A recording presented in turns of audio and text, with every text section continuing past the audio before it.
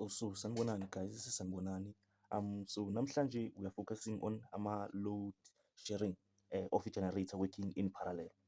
So sizoyenza question, but before senza question, I want to explain ukuthi what is a generation ilona load sharing by identify kanjani. So in this part load sharing ne, load sharing sine circuit la, sine circuit which in our generator which are working in parallel.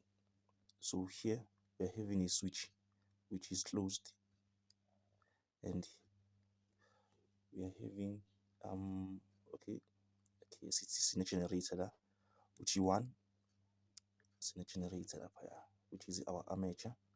So you know, see in this part most of the time N6 we are focusing on our armature. We're saying these things are armature. So those are not need drawing it. Okay, this one it's in variable resistor, and that one it's a field. And okay, let's say here ngapha still we have the same thing, generator 2, but this one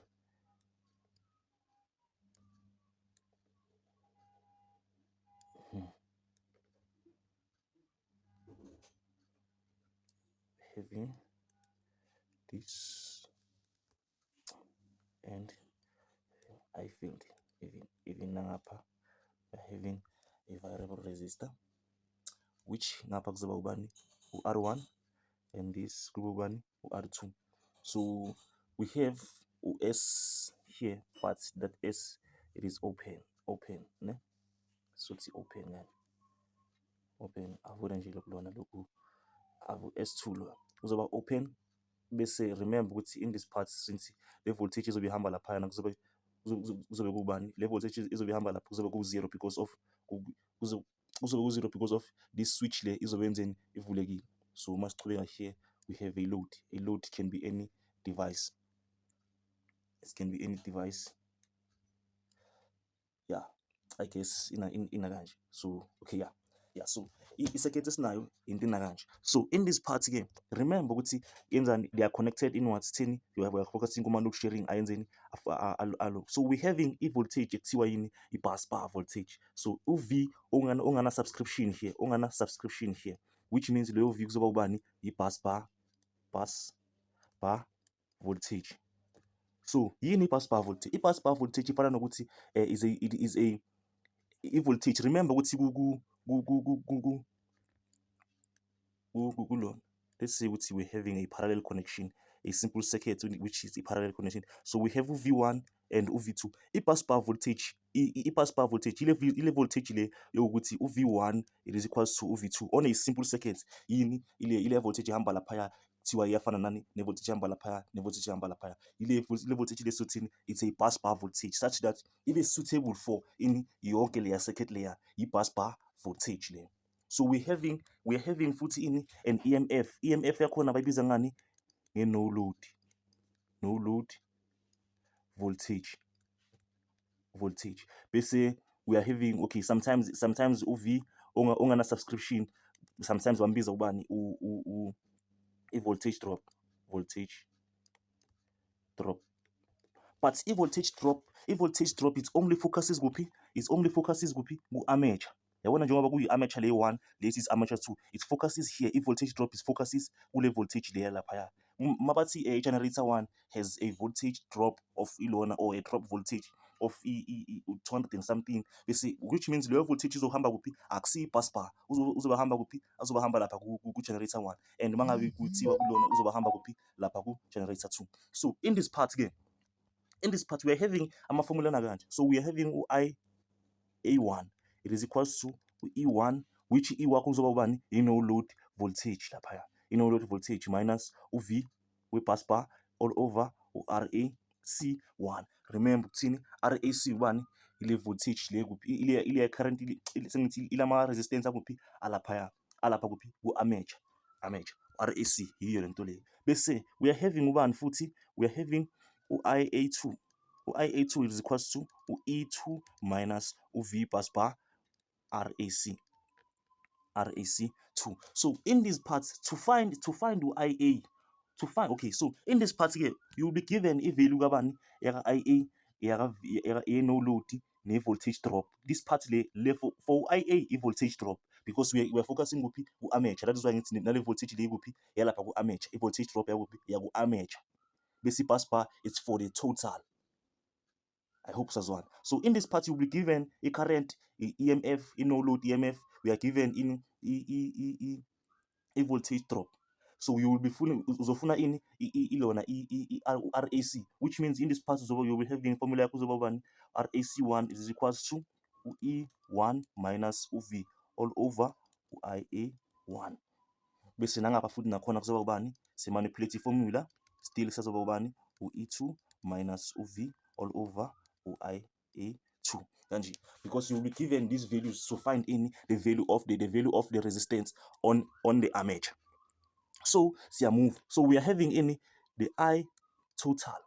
The I total is equals to I1 plus I2. So in this part here, it's become simple, because we have to with I1 no I2 abafani no IA1 no IA2.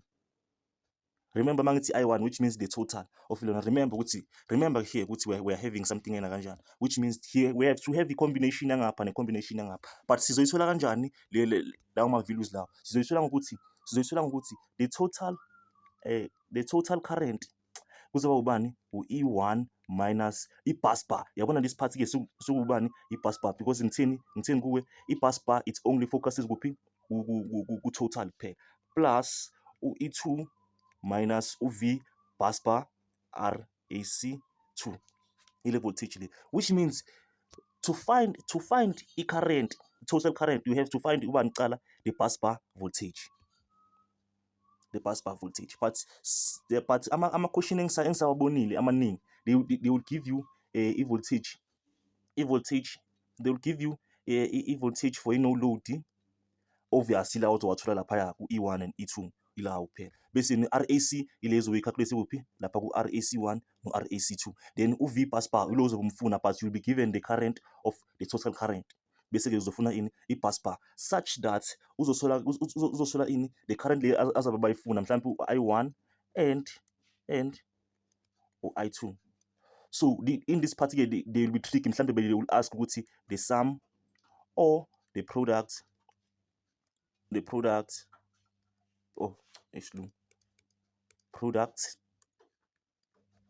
or babuza ukuthi in the dividend or something, and and the minus, like in this they can ask ukuthi I1 minus I2, or babuza ukuthi I1 plus I2, or babuza ukuthi I1 multiply by I2, or I1 divide by I2.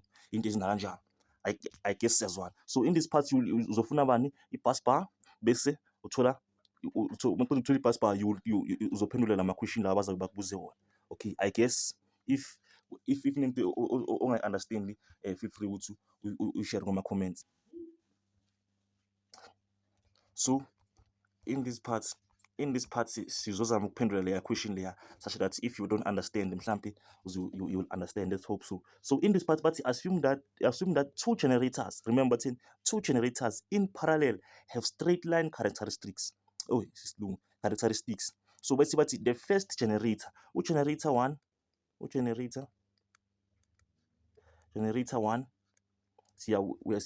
data yethu la. Generator 1 has no load, which means no E1, it is equals to 300 volts. Basically, which drops to F, so which means if voltage drop 1, it is equals to 268 volts. Basically, at a load current, which means no IA1, it is equals to 90 amperes. Basically, a second generator, generator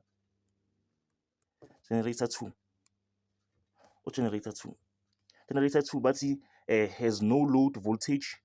E2 is equals to 320 volts, which drops our voltage drop to 275 volts at a load current of 8, which is IA2, it is equals to 80 amperes. So okay, basically the question says basically calculate the following for a total current which is about 800 amperes. Yini le i-total current wini. That is why bengithini laphayana most of the time ini i-total current bayenzani bayakunika yona bese uthola ini i-voltage bus bar laphayana. So in this part bese bathi u-1.1 bese bathi calculate what the bus bar voltage. So to calculate the bus bar voltage, remember ukuthi we need okay sizosebenzisa le voltage le formula le ethi I total is equals to E1 minus uV all over uRAC 1 plus E2 minus uV all over uRAC 2. So in this part, do we have ilona so siyamaka into esinazo siyamaka but sifuna le and sifuna le futhi. So lena sinayo which is about ubani 800, lena sinayo which is about 300, lena sinayo 320. uRAC no RAC2 asinabo, which means kuzomele senzeni sifune bona kuqala. But which means uthini if ubhale le formula ekuqala uthi but IA1 it is equals to E1 minus uV all over RAC 1, which it is equals to, not equals to, which sizoyimanipulate RAC1 is equals to E1 minus uV all over IA1, because we are having IA1, we are having E1, we are having a voltage drop, which means singayithola ubani RAC, which is about equals to 300 minus 268 all over 90. So mase punch laphayana, so punch. Please be careful ngama answer wami guys. Punch calculator, I'm not perfect now. So kuzoba u0.356 ohms. So sizofuna bani manje uRA2 I2 lo, which is about E1 minus uV all over RAC2, which kuzoba ubani kuzoba RAC2 is equals to E2 minus uV all over, sorry lapha kumele ube E2 IA2, which is about ubani 320 minus 275 all over 80 if ngikhumbula kahle. Yes, it's 80. It's about 80. So in this part, which means we are having ubani 80 lapha. So when we are punching the calculator, let's punch the calculator, sizoba no 320 minus 275 all over 80, which is about ubani 0.563 ohms. So now we are having ubani the IA2 and the IA1, which we go back to what? Which we go back to the formula layer formula layer. So which means sizoba nobani no I total, which I total which is about ubani. So therefore our 800, which is about I total, E1 which is about ubani 300 minus uV ubani bus bar voltage all over ubani.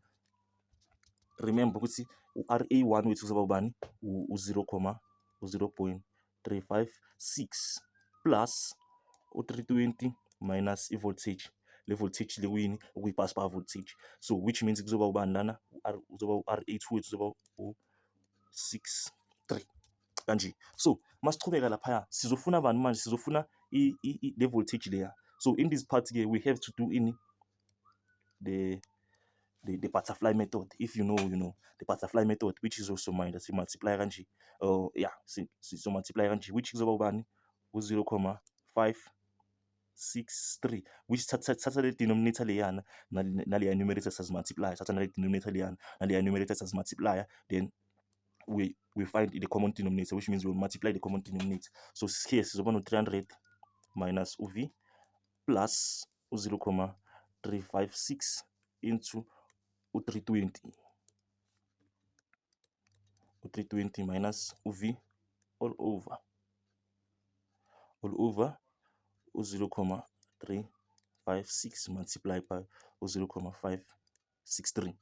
So Masisenji, remember ukuthi in this part we are having ubani over 1, which means sizoyenza in a cross multiply because we are having a equation sign, which means in this part ke sizoba no 800 into 0.356 multiplied by 0.563. It is equals to 0.563 into 300 minus UV plus 0.356 into 320 minus UV. So in this part we are having 800 multiply by 0.356 multiply by 0.563, which is about 160,342. It is equals to, so 0.563 multiplied by 300, it is equals to 68.9 minus 0.563V, which is the voltage, minus, no, not minus, plus 0.356 multiplied by 320, kuzoba 113.92 minus 0.356V, because besenza i-distributive law, like njengala nangapha futhi we're doing distributive law. Then we are adding. So now we are adding. So here we are having 160,342. It is equals to, we are adding like terms, which is so no 168.9, no 113.92. Like terms with 2, so 168.9 plus 113.92. So which means it's 130, no, why? Actually 130, it's a mistake now. 168. Kuzoba 200 or 282 and 82,82, bese minus, because we are having still amanyama like terms, which is about ileku nalukia, because we are having about pass power 2, so we are having minus 0.563 minus 0.356, which is about minus 0.919. Yeah, 0.919 volts. Not volts V. Bese because we're having moving up, let's say lena siyenza say transpose siletha ngapha. Masi transpose, we will be having 160,342 minus 282,82. It is equals to minus 0.919 V. Bese mauthi 160,342 minus 282,82, which is negative 122,478. It is equals to negative 0.919 V. Bese into esodivider, because we are sifuna ini pass power voltage, which means we made sense in divide both sides by 0.919 divided by negative 0.919, which means our voltage is about, so divide by negative 0.919 is about 273 volts, which lena kuzoba yini i-bus bar voltage, and which means 1.1 sesimtholile kanje. So 1.2 na 1.2 yo 169. Okay, so 1.2 bese bathi calculate the division of the total load. Yes, but calculate the division of the total load. Remember ke ukuthi ngithini, they will ask in ama questions anakanje. It's either the division, the multiplication, addition, the minus, like into ezingakanjalo. So manje bafuna in the division of the total load, which means I total must be I1 all over I2. Bafuna into enakanje. Basuke bafuna in the into enakanje, which means kumele sithole ubani I1 and I2. I1 and I2 wethu somthola kanjani? Simple, because sithatha in manje siya kuphi manje ku 1 it is equals to E1 minus V all over RAC1. It is equals to, because manje sifuna I1 sizomfuna ngale formula leya, which means sizoba nobani no 300 minus 113. Asisafaki manje leya voltage drop, sesifaka in i-bus bar voltage because we are futhi sifuna ubani I1. So kuzoba ubani 133,273 all over 0, bani konje IAC1 it was 0,35. Yes, it was 0,35 0,356 0,356. Let me check. Yes, 356, which is it is equals to 300 minus 133,273 all over 0,356, which it is 0468,334 amperes in i-voltage leya kabani ya IA1. Bese sifuna yakabani manje ya I2, which kuzoba ubani E2 minus V all over RAC2, which kuzoba ubani 320 minus 133,273 all over 0,5 watts konje 0,563, which kuzoba ubani 320 minus 133,273 all over 0,563, which kuzoba ubani 331,664 amperes.